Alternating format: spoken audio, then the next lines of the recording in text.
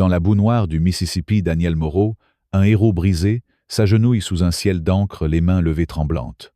Le canon d'un fusil à pompe s'enfonce dans sa tempe froid, comme la mort. Le shérif Louis Garnier, visage tordu par la haine, crache « T'es fini, sale type ». Du sang coule sur la joue de Daniel, son badge FBI scintille inutile dans l'herbe piétinée. 2 adjoints gisent morts, leur sang se mêlant à la terre. Une voiture de patrouille fumante crache des étincelles. Un hélicoptère rugit au loin, salut ou damnation, nul ne sait. Il y a 12 heures, Daniel rentrait chez lui, un trajet banal. Maintenant, il est la proie d'un complot raciste qui menace de brûler sa vie, sa famille ou tout le Mississippi. Comment en est-il arrivé là? Ou êtes-vous spectateur dans ce combat pour la justice?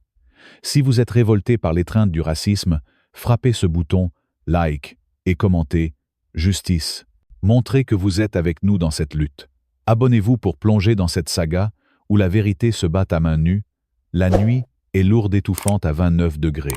Daniel Moreau, 46 ans, directeur du FBI à Jackson, serre le volant de son SUV noir filant à 86 km/h sur l'autoroute 90. Les pins déchiquetés bordent la route, griffant l'asphalte. L'air épais colle à sa peau, malgré la climatisation qui souffle un maigre répit. Son costume gris impeccable, malgré une journée de 6 heures à démanteler un réseau de traite humaine, épouse ses épaules larges.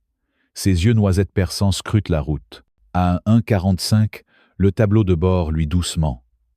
Une vieille mélodie de blues, la voix rauque de Muddy Waters, s'échappe des haut-parleurs, un rare instant de paix. Il pense à Élise, son épouse, à son sourire doux, à Aïcha, leur fille de 12 ans, à son rire qui éclate comme un rayon de soleil. Une bière fraîche sur le porche de main après ce trajet de 3 heures depuis Biloxi. 20 ans de carrière, d'un flic de Memphis à un directeur FBI, l'ont forgé. Un homme noir qui a défié des barons du crime et des politiciens véreux sans jamais plier. Mais l'autoroute s'étire solitaire, avalée par les pins et les chênes rabougris. Pas une lumière à 100 km. Les moustiques bourdonnent près de la vitre entr'ouverte. Un opossum traverse en trombe frôlé par les phares. Daniel ajuste la clim, essuie la sueur qui perle sur sa nuque. La route respire le vide, un souffle retenu, comme si la nuit guettait. Puis un éclair rouge et bleu transperce son rétroviseur. Une lame dans le cœur. Pas de sirène, juste ce poule lumineux menaçant. Daniel fronce les sourcils. Il roulait à 86 pile sous la limite. Pas de feu arrière cassé, pas de dépassement hasardeux. Son réservoir est aux 3/4 plein. Rien ne cloche. Pas ce soir, murmure-t-il, une lassitude amère dans la voix. Combien de fois l'a-t-on arrêté sans raison? 6 fois cette année. Toujours la même lueur dans les yeux des flics. Toujours cette torsion dans ses tripes qu'aucun badge, aucun grade ne peut effacer. Il ralentit, gare le SUV sur le bas-côté. Les pneus crissent sur le gravier, soulevant un nuage de poussière qui tourbillonne dans les phares. Il coupe le moteur. Le blues s'éteint, remplacé par le silence oppressant des pins. La température stagne à 29 degrés, l'humidité poisseuse. Daniel redresse sa cravate, un réflexe d'acier. Ses doigts effleurent son badge FBI, un poids froid dans sa poche. Dignité et preuve, ses seules armures face aux ombres qui le traquent à chaque kilomètre juste parce qu'il est noir. Dans le rétroviseur, une silhouette maigre émerge d'une voiture de patrouille. L'adjoint Earl Thibodeau, 35 ans, pâle, le visage brûlé par le soleil, un rictus gravé sous sa casquette tachée de sueur. Son badge brille provocateur sur son uniforme kaki. Ses bottes raclent le gravier, un pas de roi autoproclamé. Thibodeau ne toque pas à la vitre, ne braque pas de lampe torche. Il se plante à 60 cm de la portière et aboie, main en l'air tout de suite. La voix venimeuse dégouline de mépris. Son pistolet est déjà dégainé, le canon stable dans la lueur des gyrophares. Pas de salut, pas de motif. Juste cet ordre cinglant comme une gifle. Daniel garde son calme, ses gestes lents, visibles. Il ouvre la portière, déplie son mètre 85, une tour de force tranquille. Ses mocassins crissent sur le gravier. La nuit tire sur sa cravate. « Je suis Daniel Moreau, directeur FBI, branche de Jackson. Pourquoi m'arrêtez-vous, adjoint ?» Sa voix posée attend d'un sursaut une excuse. Mais Thibodeau ne cille pas. Il crache un jet de tabac, la salive frôlant les chaussures de Daniel, et ricane « Je me fus de ce que t'es négro. T'es dans mon comté maintenant. » Le mot « négro » tranche l'air, un coup de rasoir. Daniel serre les mâchoires, le souffle coupé une seconde. 20 ans à encaisser ses pics, et ça brûle toujours. Thibodeau s'approche son haleine aigre, empestant le tabac à chiquer. Main derrière le dos. Avant que Daniel ne puisse répondre, des menottes claquent sur ses poignets. L'acier mord sa peau, arrachant un filet de sang qui tache sa manche blanche. Pourquoi un adjoint menotte-t-il un directeur FBI? Sans un mot, Thibodeau le pousse violemment vers la voiture de patrouille. L'épaule de Daniel heurte la portière, une douleur sourde irradie. On le jette sur la banquette arrière, le vinyle collant à son costume. L'air à 29 degrés est irrespirable sans clim. La radio grésille. Thibodeau s'installe au volant, son rictus dans le rétroviseur. Vous autres, vous pensez toujours que vous êtes au-dessus, hein? Le « vous » est un uppercut, une haine raciale que Daniel connaît depuis ses 16 ans, quand il a pris le volant pour la première fois. Daniel fixe Thibodeau dans le miroir. Vous faites une erreur. Vérifiez mon identité. Ça s'arrête maintenant. Mais Thibodeau ricane un son gravelet. Il attrape la radio. Shérif, c'est Thibodeau. Je l'ai chopé sur la 90. On arrive. Les mots glacent Daniel. Ce n'est pas un arrêt hasardeux. Pas un bigot isolé. C'est un piège. Une machination qui se referme sur lui. La voiture démarre en trombe, projetant du gravier. Les pins défilent flous. Daniel teste les menottes sans le sang glisser sur ses poignets. Son entraînement FBI s'enclenche, chaque détail compte. Le rictus de Thibodeau. L'appel radio. L'absence de motif. Il n'est pas un simple automobiliste piégé dans un contrôle raciste. Il est une cible. Quelqu'un de puissant veut sa peau, quelqu'un qui se moque des badges et des lois. La voiture cahote sur des routes secondaires, à 50 km du point de départ. L'odeur des pins envahit les vitres crasseuses. La température chute à 28 degrés, mais Daniel sue son costume trempé. Ses yeux scrutent le rétroviseur. Le sourire de Thibodeau, un éclat de cruauté pure. La radio crachote la voix du shérif Garnier. « Amène-le vite, Earl. » Daniel sent son pouls s'accélérer. C'est un plan, une chasse. Il n'est pas juste un homme arrêté. Il est le gibier. La voiture s'arrête dans un crissement de pneus, dans un parking de gravier. Une bâtisse délabrée, apparaît le poste du shérif, un cube de parpaing sous un néon clignotant. Les pins faméliques l'entourent, une clôture rouillée s'affaisse.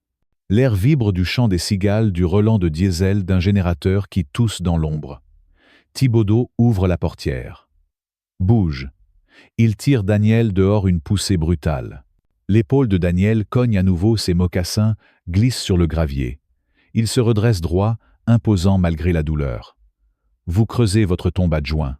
Laissez-moi appeler mon bureau. Thibodeau crache le jet, frôlant ses pieds. Ferme-la. T'es rien ici. Il le pousse dans le poste, un couloir étroit, des murs beiges, écaillés, des néons bourdonnants.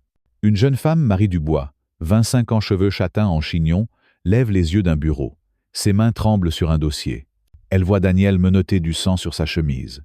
Ses yeux s'écarquillent. Adjoint, c'est Thibodeau la coupe. T'occupe Marie. T'as un gosse, non, ferme-la ou il lui arrive des bricoles. Marie blêmie baisse la tête. Daniel croise son regard une seconde. Elle détourne les yeux, coupables, terrifiés. La rage monte en lui, une innocente muselée par la peur, une complice malgré elle.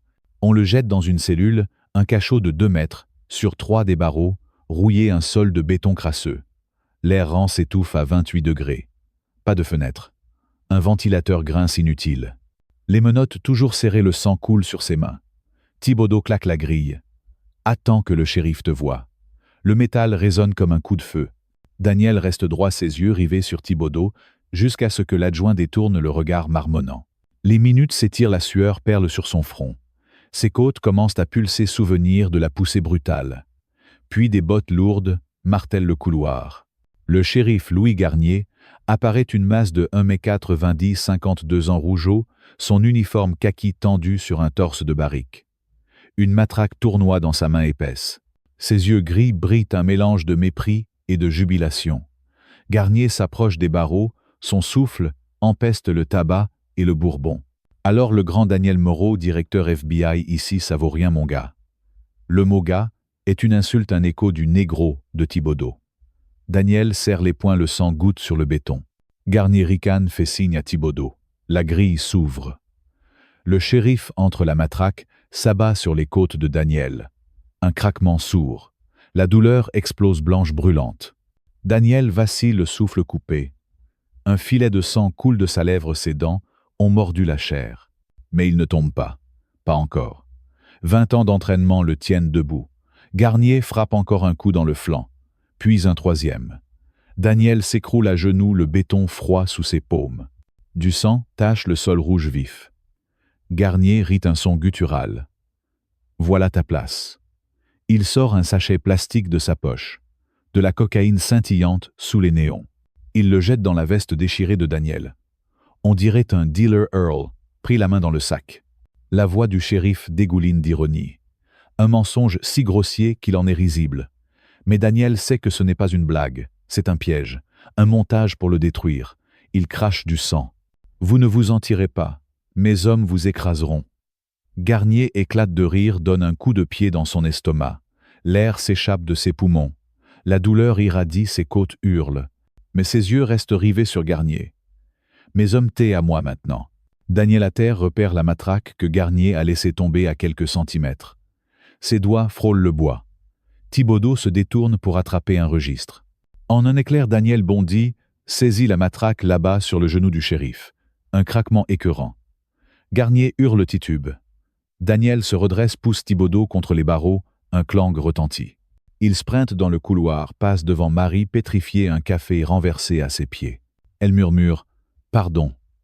Mais Daniel n'a pas le temps. Il franchit la porte d'acier, plonge dans le parking. L'air nocturne brûle ses poumons. Son SUV est là à 15 mètres, pneus crevés par des adjoints qui rôdaient comme des vautours. Il jure, repère une voiture de patrouille, clé sur le contact. Il s'y engouffre, démarre en trombe, le moteur rugit. Les phares trouent la nuit, 86 km, H en quelques secondes. Il attrape son téléphone, les mains glissantes de sang, compose le numéro de Sophie Laurent, sa sous-directrice. Sophie, c'est Daniel.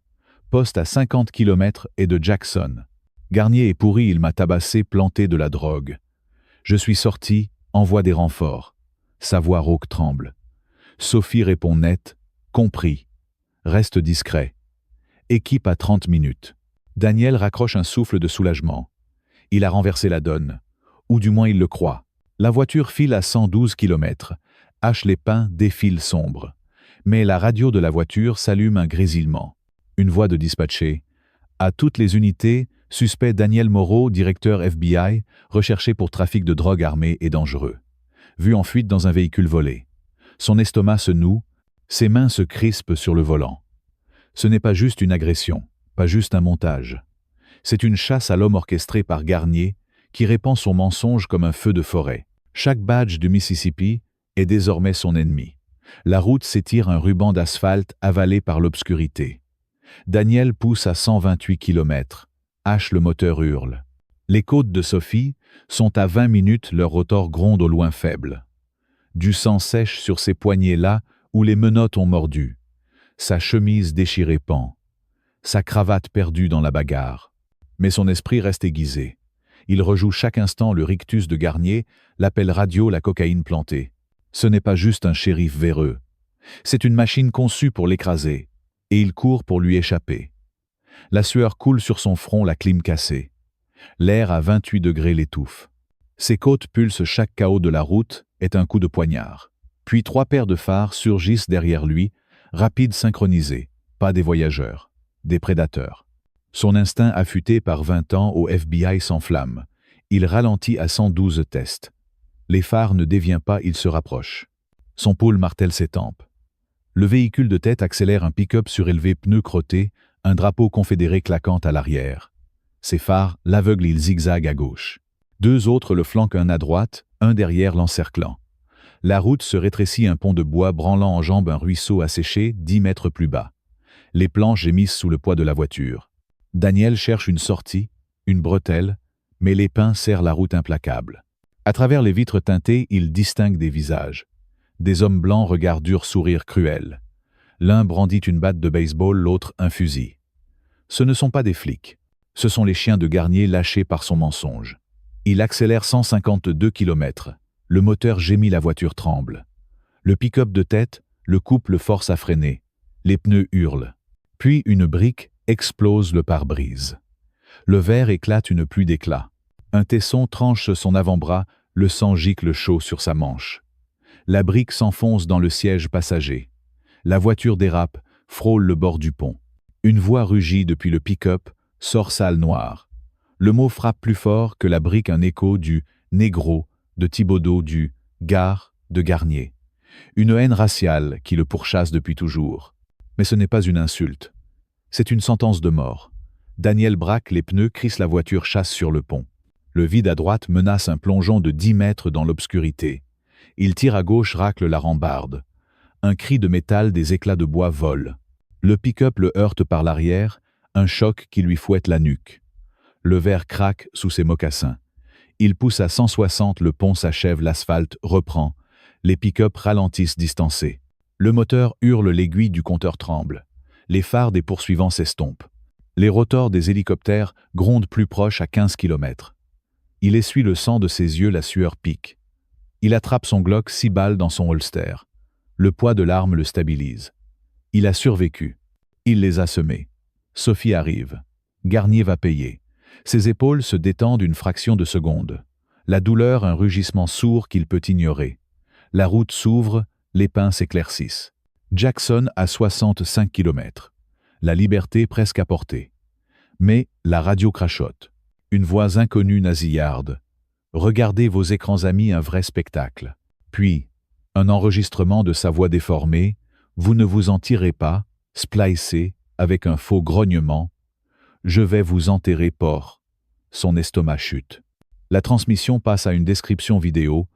Exclusif caméra de bord. Daniel Moreau, directeur FBI, agresse l'adjoint Thibaudeau sur l'autoroute 90, résiste à l'arrestation, fuit. Un mensonge si bien monté qu'il glace le sang. Son téléphone sur le tableau de bord s'illumine. Une publication virale 50-0, vue en 1 heure.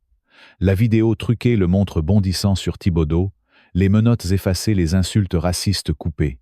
Il est le voyou le noir qui a osé riposter. Les commentaires déferlent. Typique, un badge change rien. Enfermez-le. Les flics auraient dû l'achever. Une fausse de haine, orchestrée par Garnier, transforme sa fuite en exécution publique. Il frappe le volant, la rage bouillonne. Du sang goutte sur ses cuisses. Les hélicoptères à 12 km trop lents. Ce n'est plus juste une embuscade physique. C'est une guerre contre son nom, sa vie, sa famille. Élise Aïcha, à 65 km, ignore le piège qui se referme. Garnier ne s'arrêtera pas. Pas quand 50-0 vues peuvent devenir 1 million. Pas quand ces pick-up n'étaient que la première vague. Il pousse à 166 km. Hache, la voiture tremble, le verre cliquette. Son esprit tourbillonne. Il croyait avoir gagné, cru avoir survécu. Mais cette vidéo est un nœud coulant plus rapide que les briques. Il fonce aveugle dans une tempête qu'il ne peut distancer. Chaque kilomètre creuse sa tombe. Daniel s'enfonce dans les pins à 100 km de Jackson. La voiture de patrouille abandonnée fume à 65 km renversée après l'embuscade. L'air à 26 degrés, l'enveloppe humide poisseux. Son costume déchiré à l'épaule est trempé de sang. Son avant-bras saigne, la brique a laissé une entaille profonde. Ses côtes hurlent à chaque pas, le Glock serré dans sa main gauche. La vidéo virale à 50-0, vue le hante, directeur FBI, attaque adjoint. Un mensonge qui fait de lui un fugitif. Les rotors de Sophie à 10 km s'éloignent. Il titube dans une clairière, un cabanon bas à 50 mètres, son toit de tôle, lui sous un croissant de lune. Un refuge comme ceux des opérations secrètes. Un espoir fragile. 2 silhouettes émergent, gilet FBI. L'agent Clara Beaumont, 32 ans, blonde tresse dansante, court vers lui. L'agent Paul Rivas, trapu, suit, fusil en bandoulière. Directeur Moreau, on vous a, Sophie nous envoie. Daniel baisse son Glock, s'effondre presque. Clara le soutient, son bras ferme. Vous êtes dans un sale état, monsieur. À l'intérieur. Il l'entraîne dans le cabanon, une pièce nue, un lit de camp, un évier, une ampoule vacillante. L'air plus frais à 24 degrés. Paul lui tend une bouteille d'eau froide contre sa paume. Clara sort une trousse de secours, tamponne son avant-bras avec de l'antiseptique. La brûlure le ramène à la réalité. Garnier est pourri. Il m'a piégé. Une foule m'a attaqué. Sophie arrive. On l'arrête ce soir. Sa voix rauque vibre de conviction. Il croit en eux. Ses agents. Sa planche de salut. Paul hoche la tête. On a des infos. Le shérif va tomber. Vous serez blanchi. Clara bande son poignet, ses gestes précis. Daniel s'adosse au lit, ses côtes en feu, mais son esprit s'apaise. Il imagine Élise Aïcha à 100 kilomètres. La maison si proche, Garnier dispersé. La vidéo un problème que Sophie écrasera. Il fait confiance à Clara, à Paul, à leur badge. Mais alors, Paul rince un chiffon à l'évier. Clara approche une chaise, ses yeux bleus trop doux. Un frisson le traverse. Quelque chose cloche. Un tic dans la mâchoire de Paul. Un éclat dans le regard de Clara. Son instinct hurle. Avant qu'il ne bouge, Paul dégaine un 9 mm, le braque sur sa poitrine. Clara lève son fusil. Ne bouge pas, Moreau. Le monde bascule. Le refuge devient un piège. Daniel retient son souffle. Paul ricane. Garnier paie mieux que l'oncle Sam. Désolé, patron. La trahison le frappe plus dur que la matraque de Garnier. Ce ne sont pas ses alliés. Ils sont vendus. Daniel n'est pas en sécurité. Il est piégé. Il le jette à terre, ses côtes explosent de douleur. Clara lui arrache son Glock, 6 balles inutiles. Paul sort une chaîne, l'enroule autour de ses chevilles, serre fort. L'acier mord sa peau. Clara ricane, t'aurais dû rester au poste. Il le traîne dans un escalier grinçant vers un sous-sol humide, sans fenêtre puant la moisissure. Une ampoule oscille, l'air à 26 degrés. Il l'attache à un tuyau, les mains derrière le dos. Paul attrape une radio. Cible sécurisée. Shérif, où le veut-on? La voix de Garnier grésille. Gardez-le. J'arrive. Le froid envahit Daniel. Ce n'est pas juste une trahison, c'est une livraison. Il ne s'échappera pas. Pas encore. Clara remonte son rictus triomphant. Paul fait les 100 pas, son pistolet ballant. Il pense l'avoir brisé. Mais Daniel ne cède pas. Ses yeux scrutent le sous-sol. Un clou tordu saille du tuyau rouillé acéré. Il bouge discret, masque le geste par un gémissement. Ses doigts saisissent le clou, le libèrent. Un sursaut d'espoir. Il le glisse dans la serrure des chaînes, sent le mécanisme céder, un clic étouffé. Paul se retourne. Arrête de gigoter. Daniel reste immobile, attend. Clara crie d'en haut, périmètre dégagé. Paul s'approche, pistolet levé. C'est sa chance. Daniel bondit, enfonce son coude dans la gorge de Paul. Un râle. Le pistolet tombe. Daniel l'attrape, fracasse la crosse sur la tempe de Paul. L'agent s'effondre, du sang coule. Daniel sprinte dans l'escalier, les chaînes tombées. Clara se retourne trop tard. Il abat le canon sur son crâne, sa tresse vole, elle s'écroule. Il arrache les clés d'un SUV, sur un crochet plonge dedans. Le moteur rugit, il démarre 96 km, H en quelques secondes. Le cabanon rapetisse dans le rétroviseur. Les rotors de Sophie, à 10 km, se rapprochent. Il a déjoué le piège. Il est libre. Ou du moins il le croit. La route défile, les pins engloutissent sa trace. Mais la radio du SUV s'allume. Un APB glacial, à toutes les unités, Daniel Moreau, directeur FBI, recherché pour agression sur 2 agents fédéraux, vu en fuite au sud-ouest de Jackson. Son cœur s'arrête, ses mains se crispent. Ce n'est plus juste Garnier. C'est son propre camp retourné contre lui. La vidéo à 200 vues explose, Fed devenu voyou, tiré à vue. Les commentaires fusent, sale traître, finissez-le. Il réalise trop tard que sa fuite est une illusion. Le nœud coulant se resserre. Chaque kilomètre le condamne. Il est la proie, et le Mississippi tout entier est le terrain de chasse. Daniel Moreau, le souffle court, titube à travers les pins du Mississippi, la boue collant à ses chaussures de ville déchirées. L'air étouffant à 28 degrés, s'accroche à son costume gris, en lambeaux trempés de sueur et de sang. Son bras saigne, entaillé par une brique lancée par la foule enragée qui a fait basculer sa voiture de patrouille volée il y a à peine 30 minutes. Ses côtes hurlent de douleur, vestiges des coups de matraque du shérif Louis Garnier 3 heures plus tôt dans ce maudit commissariat. À 1,85 m, sa silhouette imposante ploie sous le poids de la fatigue, mais ses yeux noisettes brûlent d'une rage pure. Le Glock 6 cartouches, restante, pèse dans sa main gauche, tachée de sang séché. La voix de sa femme, Élise, « James, où es-tu » résonne encore dans sa tête, coupée par un grésillement brutal lors de leur dernier appel. Aïcha, sa fille de 12 ans, son rire clair est en danger. Une alerte radio entendue dans la voiture avant l'accident le hante, suspect Daniel Moreau, directeur du FBI, recherché pour trafic de drogue armée et dangereux. Une chasse à l'homme. Un mensonge signé Garnier, qui transforme chaque badge du Mississippi en ennemi. Daniel, à 60 km de Jackson, court dans l'obscurité, les pins murmurant, comme des complices d'un piège qui se referme. Il a appelé Sophie Laurent, sa sous-directrice. Il y a 20 minutes, sa voix rauque suppliant « Protège Élise et Aïcha, ils viennent pour elle ». Mais, au fond de lui, une peur glacée s'installe. Ce n'est pas juste Garnier, c'est plus grand. Une machine raciste huilée qui veut sa peau, celle d'un homme noir, qui a osé défier le système. Les pins s'écartent, révélant une clairière. Une cabane délabrée, toit en tôle rouillée, se dresse à 50 mètres, faiblement éclairée par un croissant de lune. Daniel, le cœur battant, glisse son Glock dans sa ceinture, boitant vers ce refuge. Ses côtes brisées envoient des éclairs de douleur à chaque pas. Le sang goutte de son poignet, où les menottes de Garnier ont mordu sa chair. Il murmure « Tiens, bonne Élise ». Il pense à Aïcha, ses nattes tressées, ses yeux pleins d'étoiles quand elle parle de basket. Il doit les atteindre. Il doit les sauver. Mais alors qu'il approche, deux silhouettes émergent des ombres. Des gilets FBI brillent dans la pénombre. Daniel retient son souffle, prêt à tirer. « Directeur Moreau, c'est nous », lance une voix féminine. Sophie Laurent, 48 ans, cheveux gris coupés courts, avance, son regard d'acier perçant la nuit. À ses côtés, un homme trapu, Claude Remy, 35 ans, tient un fusil. « Lisa t'a envoyé. On te couvre. » Daniel baisse son arme, les jambes tremblantes, un filet de soulagement traversant son corps meurtri.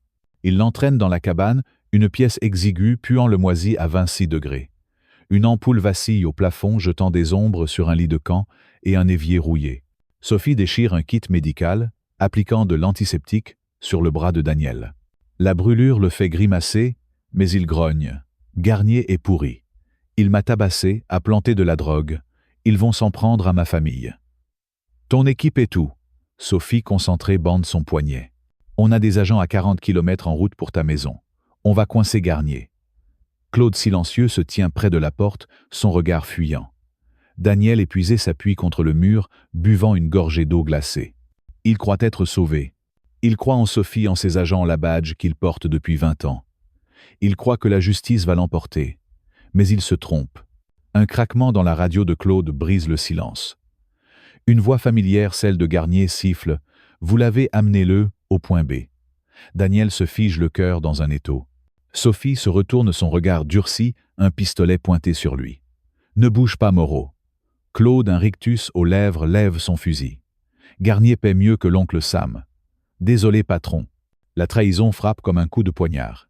Daniel, les poings serrés, rugit « Vous vendez vos badges pour ce raciste ». Sophie ricane froide « Tu parles trop, Moreau. T'as cru que t'étais intouchable ».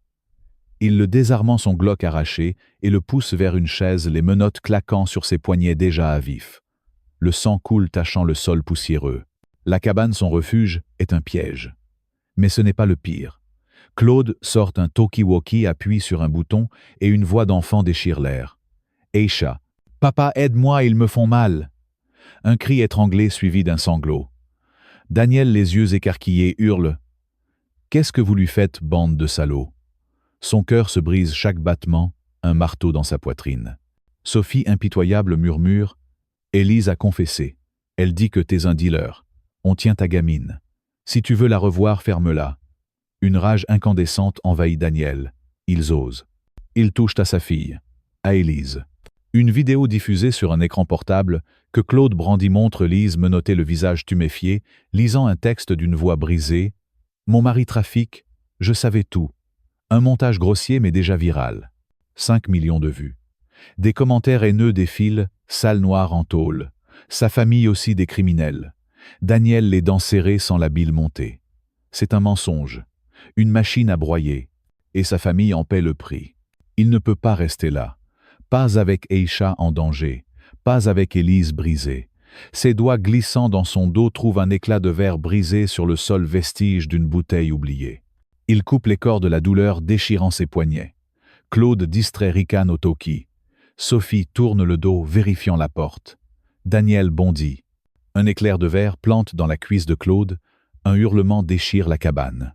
Sophie pivote, Mais Daniel, plus rapide, la plaque au sol, son genou écrasant sa gorge. « Où est Aïcha » rugit-il. Elle tousse, crache. « T'es mort, Moreau. » Il l'assomme d'un coup de poing, son sang tachant ses phalanges. Il arrache les clés d'un SUV, garé dehors, plonge dans le siège conducteur, le moteur rugissant à 100 km, hache en quelques secondes. La cabane s'efface dans le rétroviseur. Il est libre, ou du moins il le croit. Les pins défilent sombres complices. Il appelle Sophie sur un téléphone prépayé, trouvé dans la boîte à gants. « Sophie, c'est moi. Ils ont Aïcha. » Garnier a retourné Claude et Nina. « Envoie une équipe à ma maison maintenant. » La voix de Sophie tendue répond « On est à 20 km de Jackson. Tiens bon. » Mais alors qu'il approche de la ville, les phares d'un convoi SWAT illuminent sa rue. Sa maison, un pavillon blanc bordé de magnolias, est un champ de guerre. Des officiers en gilet noir envahissent le jardin des lasers rouges, dansant sur la façade. Elise, en chemise de nuit, est plaquée au sol, un genou sur sa nuque. Aïcha, menottée, hurle papa depuis une voiture de police. Daniel, à 50 mètres, freine brutalement le SUV dérapant. Une rage aveugle le consume. Ils osent toucher sa fille, sa femme. Un officier, le sergent Marc Vasseur, un colosse, au visage carré, s'approche d'Elise, un sac de cocaïne à la main. Il le jette sur la pelouse, un sourire narquois, aux lèvres. « Trouvez ça chez vous, Madame Moreau. Votre mari est un dealer et vous êtes complice. » Élise, le visage en sang, crie. « C'est un mensonge, Daniel est innocent. » Mais les caméras tournent, les flashs crépitent. Une chaîne locale diffuse en direct « Raid chez le directeur du FBI, sa femme arrêtée pour trafic. » 5 millions de vues en 1 heure. Les commentaires s'enflammant, « Les Noirs tous pareils. Enfermez-les tous. » Daniel, tapi dans l'ombre, tremble de fureur. C'est un spectacle. Une exécution publique. Et sa famille est le sacrifice. Il veut charger, libérer Aïcha, mais une explosion déchire l'air. Un drone noir, comme la mort, lâche une bombe à 20 mètres. Le sol tremble, la maison voisine s'effondre, des flammes léchant le ciel. Aïcha hurle, sa voix noyée par le chaos. Daniel, projeté au sol, sent le sang couler de son bras, une nouvelle entaille. Ses côtes brisées hurlent. Il rampe le SUV fumant à 10 mètres. Les SWAT reculent, mais Vasseur y en crie. « T'es fini, Moreau. Ta gamine est à nous. » Daniel, à genoux, rugit dans la nuit, un cri primal déchirant. Ils ont tout pris. Sa badge, sa famille, sa dignité. Mais il n'est pas brisé. Pas encore. Il rampe vers le SUV, le moteur toussant, et démarre, les pneus crissants. Il doit atteindre Sophie. Il doit renverser ce cauchemar. Mais la radio du SUV s'allume, une voix anonyme sifflant « Regardez vos écrans Mississippi. » Le directeur Moreau attaque ses propres agents. Une vidéo truquée montre Daniel frappant Claude, les menottes effacées, les insultes racistes de Garnier coupées. 10 millions de vues. La foule en ligne rugit « Tuez-le. Sale traître. » Daniel, les mains crispées sur le volant, le sang goûtant sur ses cuisses, sait qu'il court contre une tempête. Garnier n'est pas seul. Cette machine veut sa mort. Et chaque kilomètre le rapproche d'un piège plus profond, d'une vérité plus sombre. Mais il n'abandonnera pas. Pas avec Aïcha en pleurs, pas avec Élise brisée. Il accélère à 120 km, hache l'épine, flouté par la vitesse. Sophie, à la radio, promet « On arrive, Daniel. Tiens bon. » Mais les phares dans le rétroviseur clignotent. 2 pick-up drapeaux confédérés flottants foncent sur lui. Des visages durs blancs ricanent à travers les vitres teintées. Une batte de baseball brille dans la lumière. Une arme plus lourde encore. Daniel, les dents serrées, pousse le moteur à bout. Ils veulent sa peau, parce qu'il est noir, parce qu'il est FBI, parce qu'il a osé défier leur monde. Une brique vole, fracassant son pare-brise. Le verre explose, entaillant son front. Le sang coule, brûlant ses yeux. « Sale type !» hurle une voix depuis le pick-up. Le mot, un fouet, le transperce. Il zigzague, le SUV frôlant un fossé. Les pneus crissent, la route rétrécie. Il n'a pas d'issue. Pas encore. Mais il pense à Aïcha, à Élise, à la justice qu'il a juré de servir. Il survivra. Il renversera ce cauchemar. Ou il mourra en essayant. Justice pour tous. Commentez. Justice pour tous. Si cette trahison vous révolte, si l'injustice raciale vous met en rage, cliquez sur « J'aime » pour soutenir la lutte de Daniel contre ce système pourri. Abonnez-vous pour ne pas rater la suite, car ce n'est que le début d'un enfer qui s'intensifie. Daniel est-il déjà condamné ou peut-il encore sauver sa famille? Dites-le nous dans les commentaires. Daniel Moreau ensanglanté le souffle rauque titube dans les décombres d'un quartier dévasté à 40 km de Jackson. L'air un four à 30 degrés brûle ses poumons. Son costume gris en lambeaux est trempé de sueur et de sang. Celui de la brique qui a entaillé son front des menottes, qui ont mordu ses poignets des coups de matraque du shérif Louis Garnier. Il y a 5 heures dans ce commissariat, maudit. Sa silhouette d'homme 85 ploie, sous la douleur ses côtes brisées, hurlant à chaque pas. Ses yeux noisettes voilés par la fatigue scintillent, pourtant d'une rage inextinguible. Le Glock, 5 cartouches, restantes tremble dans sa main. La voix d'Aïcha, sa fille de 12 ans, criant « Papa », depuis une voiture de police résonne dans son crâne. Élise, sa femme, plaquée au sol, le visage tuméfié, hante ses pensées. Une bombe de drone larguée, il y a 10 minutes a réduit la rue en cendres, un spectacle orchestré par Garnier pour le briser. Une vidéo virale, 10 millions de vues le dépeint comme un fugitif du FBI terroriste noir. Les commentaires en ligne crachent leur venin, tuez-le, sale traître. Daniel à genoux dans la poussière sent la rage bouillir. Ce n'est pas juste un shérif, c'est un système. Un monstre raciste qui veut sa peau, celle de sa famille, celle de tout ce qu'il représente. Il appelle Sophie Laurent, sa sous-directrice, sur le téléphone prépayé. Sophie, ils ont Élise et Aïcha. Garnier a tout manigancé. Envoie une équipe maintenant. Sa voix, un grondement trahit sa fureur. Sophie, à 20 km, répond « On a des enregistrements. » Garnier est foutu. Rends-toi à la résidence de la gouverneure Claire Dubois, 80 km à l'ouest. Elle peut tout arrêter. Daniel le sent goûtant sur l'asphalte grimpe dans le SUV, fumant les pneus crissant à 120 km, H. Les pins défilent sombres complices. Il croit en Sophie. Il croit en la justice. Il croit qu'il peut sauver sa famille. Il s'est trompé. La résidence de Claire Dubois, un manoir de briques rouges perché sur une falaise surplombant la Pearl River, se dresse à l'horizon. Les grilles en fer forgé brillent sous la chaleur écrasante de 32 degrés. 2 gardes en costume sombre, lunettes noires, scrutent Daniel alors qu'il s'approche boitant son badge FBI taché de sang. « Directeur Moreau, affaires officielles », grogne-t-il la voix rauque. Il le laisse passer, sous-estimant cet homme couvert de boue et de sang.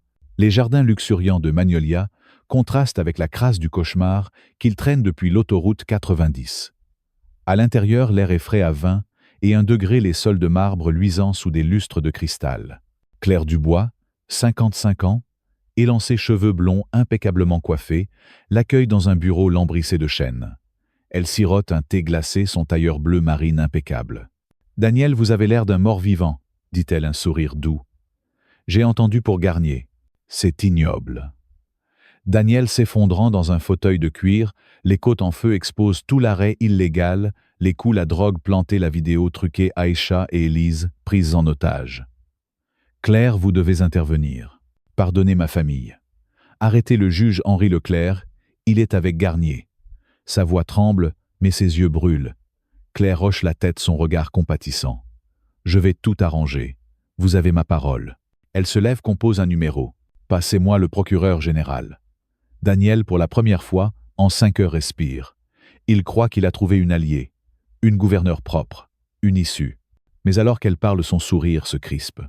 Ses yeux glissent vers la porte, et Daniel sent un frisson. Quelque chose cloche. 2 gardes surgissent des colosses en uniforme d'État. Ils saisissent les bras de Daniel, arrachant son Glock. Les menottes claquent, mordant ses poignets déjà à vif. Le sang coule, tachant le marbre. Claire, le visage dur, siffle. « Tu es trop bruyant, Moreau, trop gênant. » Daniel, les yeux écarquillés, rugit. « Vous êtes avec Garnier. » Elle rit, un son tranchant comme du verre. « Garnier, c'est un pion. Leclerc, un pion. Moi, je tiens les ficelles. Ce n'est pas leur système, c'est le mien. La trahison le frappe comme un coup de massue. Claire, la gouverneure, est le cerveau. Elle orchestre tous les coups, les drones, les mensonges. Elle le fait pousser dans un garage, l'air étouffant à 32 degrés. Il le jette dans une camionnette noire, le moteur rugissant alors qu'il file à 100 km, H vers un point inconnu. À l'intérieur, Daniel, menotté les côtes, hurlant, entend Claire à la radio, « Livrez-le à la milice. Garnier veut qu'il souffre. » La voix du shérif depuis sa cellule gronde, « Coupez-le lentement, qu'il hurle. » Daniel, le cœur battant, réalise l'ampleur du piège. Ce n'est pas juste un shérif raciste. C'est un empire. Et il est au centre de leur cible. La camionnette s'arrête dans un crissement de pneus 80 km au sud-ouest de Jackson. Un hangar délabré entouré de cyprès se dresse dans une clairière. L'air à 32 degrés pue le foin pourri et la rouille. 10 miliciens en tenue noire l'encerclent leurs couteaux scintillants sous une ampoule vacillante. Leur chef, un maigre au crâne, rasé, brandit une machette. « T'es fini, Fed ». Il le jette sur une chaise en bois, les chaînes mordant ses chevilles. Puis l'horreur commence. Le chef grave un mot sur son torse, « traître ». La lame entaille la peau, le sang coule brûlant. Daniel hurle un cri primal qui secoue les murs. Une caméra film diffusant en direct. 10 millions de vues en 1 heure. Les commentaires s'enflamment. « Tuez ce noir, il a eu ce qu'il mérite ». Mais ce n'est pas tout. Un milicien allume un écran. Aïcha menottée pleure dans une cage. Une voix truquée, celle de Lise, déclare « Il m'a forcé à cacher la drogue ». Daniel, les yeux injectés de sang, rugit « Menteur, vous touchez à ma fille ». Sa rage explose, mais les chaînes tiennent. Un garçon, Jamal, 15 ans, livreur de journaux, surgit à la porte du hangar criant « Je vais appeler la police ». Un milicien sans hésiter tire. Une balle dans la poitrine. Jamal s'effondre son vélo, tombant dans la boue. Daniel, témoin de cet assassinat, sent son cœur se déchirer. Un enfant, mort pour avoir voulu aider. La fureur le consume, plus brûlante que les entailles sur son torse. Mais il n'est pas fini. Ses doigts glissant derrière la chaise trouvent un boulon rouillé. Il le tord, le libère, un éclat de métal dans sa main ensanglantée. Le chef milicien se penche ricanant. « Tu vas supplier Fed ». Erreur fatale. Daniel plante le boulon dans son œil, un craquement humide. Le type hurle, s'effondre. Daniel brise la chaise, se libère et charge. Un milicien brandit un couteau. Mais Daniel, plus rapide, lui brise le poignet, plante la lame dans sa cuisse. Le sang gicle, un jet écarlate. Il attrape un fusil à pompe, 3 cartouches. 2 tirs de corps, tombent leurs torses explosés. Les autres hésitent, reculent. Daniel, boitant le torse en sang, tire une dernière fois, abattant un 3e. Les survivants fuient, leurs cris résonnant dans la nuit. Il titube hors du hangar, le souffle court, pensant qu'il a gagné, pensant qu'il est libre. Mais alors, une explosion déchire l'air. Une bombe cachée dans une caisse pulvérise le hangar. Les flammes engloutissent le bois, une onde de choc projetant Daniel à 20 mètres. Il atterrit dans la boue, les oreilles sifflantes, le sang coulant de son bras, de son torse, de sa jambe. 2 agents de Sophie, juste arrivés, sont déchiquetés par l'explosion. Leurs cris s'éteignent dans la boue. Daniel, à peine conscient, rampe le fusil perdu. La voix de Claire sur une radio abandonnée ricane. Moreau a fait exploser ses propres agents. Une nouvelle vidéo, 15 millions de vues. Terroriste noir, pendez-le. Le mensonge s'amplifie, un raz-de-marée de haine. Mais Sophie arrive. Son hélicoptère atterrit à 50 mètres, ses agents courant vers lui. « Daniel, tiens bon !» crie-t-elle, ses cheveux gris volant dans le vent. Il le hisse dans l'hélico, ses blessures saignant à flot. Sophie, devant un ordinateur portable, tape frénétiquement. On a tout, Daniel. Les enregistrements de Garnier. Les ordres de Claire. On diffuse maintenant. Les écrans s'allument, des chaînes locales piratées. Les preuves explosent, Garnier, avouant le piège, Claire ordonnant la milice, le juge Leclerc signant des mandats truqués. 20 millions de vues en 1 heure. Conspiration révélée. Les foules en ligne changent de ton, justice pour Moreau. Claire menottée et filmée quittant son manoir. Leclerc arrêté dans son bureau. Garnier en cellule hurle, impuissant. Daniel, à bout de force, murmure « Élise, Aïcha ». Sophie, les yeux brillants, répond « Elles sont libres ». À Hattiesburg, 90 km au sud. Il s'effondre, le sang tachant le sol de l'hélico. Il a gagné. Il a brisé l'Empire. Ou du moins, il le croit. L'hélicoptère atterrit dans un champ à 100 km de Jackson. La nuit à 28 degrés enveloppe les pins. Daniel, soutenu par 2 agents titube, vers une voiture volée. Sophie lui tend un sweat à capuche, cachant ses blessures. « On t'a fait passer pour mort », explique-t-elle. « Le réseau de Claire est plus profond qu'on pensait. Tu dois disparaître. » Daniel, le cœur lourd, conduit vers Hattiesburg. Élise et Aïcha l'attendent. Il imagine leurs bras, le rire d'Aïcha, la chaleur d'Élise. Mais quand il arrive sous un ciel violet, Élise sort d'un SUV noir Aïcha à ses côtés. Ses yeux bruns sont froids durs. Elle tend une enveloppe. Des papiers de divorce. « Tu as sauvé l'État, Daniel. »« Pas nous, » dit-elle, la voix brisée. Aïcha, les larmes coulant, serre une balle de basket, son regard fuyant. « On ne peut pas vivre comme ça, » ajoute Élise. Daniel, le souffle coupé, sent son monde s'effondrer.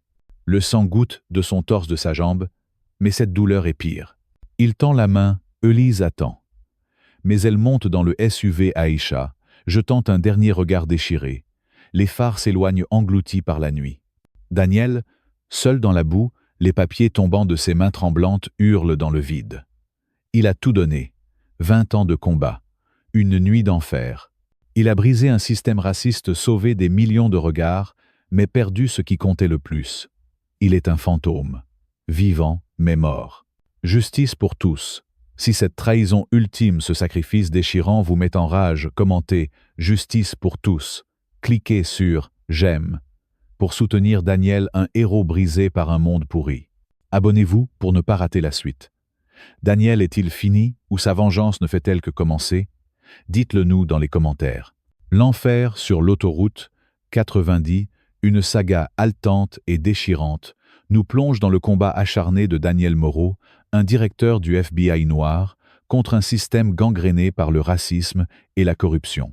Ce récit riche en émotions brutes ne se contente pas de divertir. Il nous confronte à des vérités douloureuses sur l'injustice et nous pousse à réfléchir profondément à notre propre rôle dans la société. À travers les épreuves de Daniel, marquées par la trahison, la violence et la perte, plusieurs leçons universelles émergent que nous pouvons appliquer dans notre quotidien avec courage et lucidité dans l'esprit d'une culture française, valorise la justice, l'égalité et la fraternité. D'abord, le parcours de Daniel illustre la résilience face à l'adversité. Confronté à un arrêt illégal sur l'autoroute, des coups de matraque, des accusations mensongères et des attaques contre sa famille, il refuse de plier. Malgré les blessures physiques et les coups portés à son cœur, la trahison de ses collègues, la diffusion de vidéos truquées et finalement la perte d'Élise et d'Aïcha, Daniel trouve la force de se relever à chaque fois. Cette ténacité nous enseigne une leçon essentielle dans la vie: les obstacles, qu'ils soient personnels ou professionnels, peuvent sembler insurmontables. Mais la persévérance, même dans la douleur, ouvre des chemins vers la vérité et la justice. En France, où l'histoire des luttes sociales, des résistances et des combats pour les droits humains est profondément ancrée, cette leçon résonne. Par exemple, face à une injustice au travail ou dans notre communauté, nous pouvons, comme Daniel, chercher des alliés, documenter les faits et persévérer pour faire entendre notre voix même lorsque tout semble perdu. Ensuite, le récit met en lumière la puissance destructrice du racisme systémique. Daniel, en tant qu'homme noir, n'est pas seulement victime de Garnier ou de Claire Dubois. Il affronte un réseau entier, shérif, juge, milice, médias, qui s'appuient sur des préjugés raciaux pour le briser. Les insultes, les vidéos truquées et les foules hurlantes rappellent que le racisme n'est pas qu'une affaire d'individus, mais une structure enracinée dans les institutions. Cette réalité, bien que située dans le Mississippi, trouve un écho en France, où les discriminations raciales persistent dans l'accès à l'emploi, au logement ou dans les interactions avec les forces de l'ordre. La leçon ici est claire: combattre l'injustice exige de reconnaître ces systèmes et de s'engager activement pour les démanteler. Nous pouvons appliquer cela en soutenant des associations comme SOS Racisme, en participant à des dialogues communautaires ou en dénonçant les comportements discriminatoires dans notre entourage. Chaque geste compte pour fissurer ces structures oppressives. Un autre enseignement majeur est le coût personnel de la lutte pour la justice. Daniel triomphe en exposant la corruption de Claire et en libérant sa famille, mais il paie un prix déchirant. Élise demande le divorce et Aïcha s'éloigne, marquée par le traumatisme. Ce sacrifice nous rappelle que défendre des idéaux élevés, la vérité et l'égalité, peut parfois aliéner ceux qu'on aime ou nous laisser seuls face à nos blessures. En France, où l'engagement citoyen est célébré, cette leçon nous invite à trouver un équilibre entre nos combats et nos relations personnelles. Par exemple, s'impliquer dans une cause comme la défense des droits des migrants demande du temps et de l'énergie, mais il est crucial de préserver des moments pour nos proches afin que notre lutte ne nous isole pas. Daniel, devenu un fantôme, à la fin, nous pousse à réfléchir comment défendre nos valeurs tout en protégeant ce qui nous est cher. Enfin, l'histoire souligne l'importance de la vérité comme arme contre l'oppression. Sophie, en diffusant les enregistrements compromettants, renverse le récit mensonger qui accablait Daniel. Cette victoire, par la transparence, nous inspire à valoriser l'honnêteté et la responsabilité dans nos vies. Dans un monde où les fake news et les manipulations prolifèrent, nous pouvons à notre échelle vérifier les informations partagées des sources fiables et refuser de propager des rumeurs. En France, où le débat public est vif, cette rigueur est essentielle pour construire une société plus juste. Par exemple, face à une polémique sur les réseaux sociaux, prenons le temps d'analyser avant de réagir comme Sophie l'a fait en piratant les vérités cachées. L'enfer sur l'autoroute 90 n'est pas qu'une fiction, c'est un miroir tendu à nos consciences. Daniel Moreau, par son courage et ses sacrifices, nous rappelle que la justice est un combat de chaque instant qui exige résilience, vigilance et un engagement sans faille. Mais il nous met aussi en garde, ce combat a un coût et il nous appartient de le mener avec sagesse pour ne pas tout perdre. Appliquons ces leçons dans nos vies, dénonçons l'injustice, soutenons les opprimés et restons fidèles à nos valeurs tout en chérissant ceux qui nous entourent. Comme le disait Victor Hugo, « Ceux qui vivent, ce sont ceux qui luttent. Luttons donc, mais avec cœur et raison. » Si cette histoire vous a bouleversé, si la lutte de Daniel contre l'injustice raciale vous inspire, montrez votre soutien. Cliquez sur « J'aime ». Partagez cette vidéo pour réveiller les consciences et abonnez-vous pour ne pas rater nos prochains récits de courage et de vérité. Laissez un commentaire avec « Justice pour tous » pour rejoindre ce combat pour l'égalité. Ensemble, faisons entendre nos voix contre l'oppression. Merci de nous suivre et continuons à bâtir un monde plus juste.